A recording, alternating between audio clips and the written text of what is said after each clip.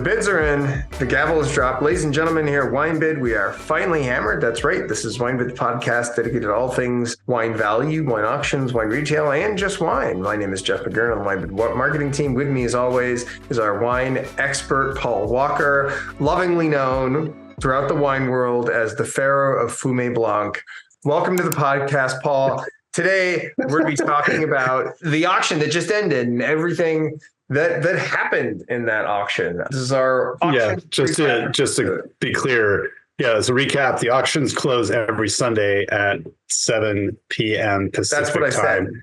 And then they start up again at 7:15 Pacific. So they run constantly, just in case anyone's confused. They end every Sunday because we don't actually, unfortunately, we do not get to do this every single week. But the auction does occur every single week. So I just want to clarify. That is a true story. And we try to review, lots of exciting things that happened in the previous week's auction.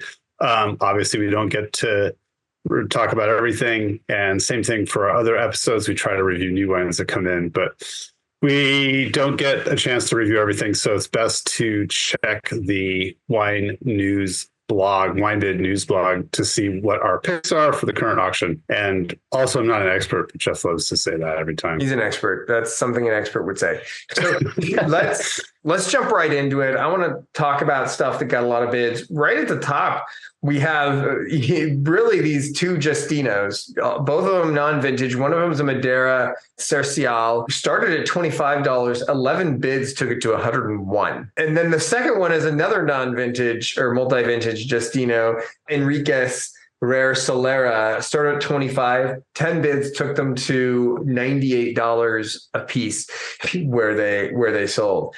This is interesting. It's kind of interesting. Yeah, because the Solera, there's no really way of knowing which, what was the original vintage of the Solera for the second one. I mean, obviously the place was, according to the label, established in 1870, but the label looks actually quite old, but I don't know. I don't know if it's from the 19th century. But it also does have, the Portuguese seal over the top. I would say, and I can't remember the time period, but the fact that the content says 1 pint and 9 fluid ounces, and it's not in milliliters, says that it's probably, and I'll look it up while we're talking, but that right there is usually that it's older. Right. And I don't know, as I said earlier, I'm not an expert, so I don't know the numbers that are on the seal over the top of the bottle, if those can indicate like when it was bottled or anything of that nature. I'm not sure. Okay, so both of these bottles look at least, I mean, at the very least, like 50, 60, maybe 70 years old. So from the research I'm doing, they should be at least 45 years old, because it was in January of 1979 that the U.S. started basically converted required liquor bottles to be in the metric system rather than the English system. So I think at 1 pint, 9 fluid ounces, that would say pre-1979. I will say I have a lot of bottles that are from this era, and definitely to me, this definitely looks 70s, maybe even 60s. I suppose it could be as early as 50s as well. Like, it's hard to say. It does say the origin, at least of the Madeira, is origin 1870, island of Madeira. It's interesting. But that's when the producer was established in Madeira. Imported by the Great Lakes Wine Company. Long story short, some non-vintage Madeira going for quite a bit of money. And sherry, to be specific, they're from, one's from Portugal, the other one's from Madeira. So anyway, yeah. Moving on to the next thing, we've sorry, go ahead. There was another one. I was going to say number 3. Started at 25 and hammered at what? 156. Hammered at 156, started 25, hammered at 156. Yeah, so that hammered for even more than those. Fewer bids, but sold for more. I don't know. This one is different. Yeah, this is another one. 1 pint, 9 fluid ounces is the content. We've got this 2013 12C Wines Vineyard George's Third Cabernet Sauvignon. I have this. I've had it. It's actually delicious. Oh, really? Yeah, I have a bunch of this. This one went for $60, hammered at 64 after 7 bids. Yeah, but there were 5 of them. We had this Etienne Sauzet Puny Montrachet. Etienne. Etienne, sorry. Started at 50, hammered at 77 after 7 bids. And then there were a lot of great Sauzet wines in last week. Actually, I picked a bunch of these, and I thought that the prices, I mean, again, I think I maybe made this disclaimer on the podcast, but I said that Sauzet suffered from a lot of premature oxidation problems in the 90s, especially. There's resources you can actually look up things that, and they've discovered that I've heard now 2010. So anyway, lots of controversy there, but still some good deals, and some of the wines are fantastic. So moving on, we've got an 09 Lopez de Heredia Rioja Vina Bosquina Reserva. Love the Lopez de Heredia wines. They're absolutely delicious. $35 is cheap. 35 would have been a great deal for an 09 Lopez de Heredia. At 7 bids, unfortunately, took it to 52 and 53, depending on. But still, that's not bad. That's not bad. That still wine probably won't be ready. Well, it won't be ready to drink, I don't think, for another, 10, 20 years. So 02 Lucien Monet Merceau. Lucien Lemoine. Yeah. More of my picks from last week too, actually. This one, because I was saying this is a great way to experience Merceau Perrier, because it's probably the most valuable, definitely the most expensive version of Merceau from other producers. And for under $100, I thought that was a pretty good deal. But even at 100 is not. Even at 100. It's not that bad. Not terrible. That's a pretty good deal. Let's jump over to our heavy hitters and some of the weekly winners. Okay. At the top end of the auction, once again, we've got Screaming Eagle coming in first with a 2020 3-bottle lot OWC for $10,500. 92 Screaming Eagle Cabernet Sauvignon, single bottle for $75. The 92. I think that was in for a couple of weeks, actually. It rolled over. That's the inaugural vintage. So that's a very, very collectible one. Very, very collectible wine. We've got the 15 Harlan 6-bottle lot OWC for $61.20. Some more of the 02 Screaming Eagle for $6,600. It's interesting to me that the 2020 is where it is in terms of price, so far ahead of. I'm baffled by that hammer on the 2020, because that is far and away the highest hammer that we've seen for this vintage. And I remember talking to a couple consigners who were on the mailing list, and there was a big question about this vintage since it was so difficult. I don't think it was originally going to be made, and then maybe there was a change of mind at the winery. There were a lot of people who did not make red wine in Napa in 2020. A lot. So it's possible, actually, and this is one of the things we kind of discussed, was ultimately this wine may be very, very valuable because there's just less of it. In 17, they made only magnums, and those are pretty expensive and rare. But 10,500. I mean, the last hammer for the 2023 pack was 67.20. That was just in November. Just a couple of months ago. And it had been there were 2 hammers at 67.20 in November. And it actually had come down from October. Yeah, come down. Yeah, exactly. And it's a little more than 8,000 was the high, For it to hit 10.5, I thought I was floored that it. And that may.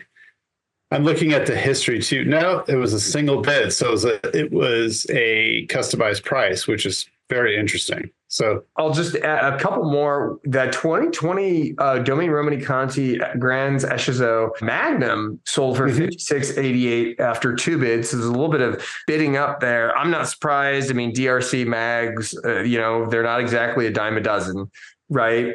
And actually they're a lot more than 56.88 a dozen. So they're whatever 56.88 times 12 is, that's what they are. So then we've got this 97 Domaine Dauphiné Bonmar. Yeah, Bonmar.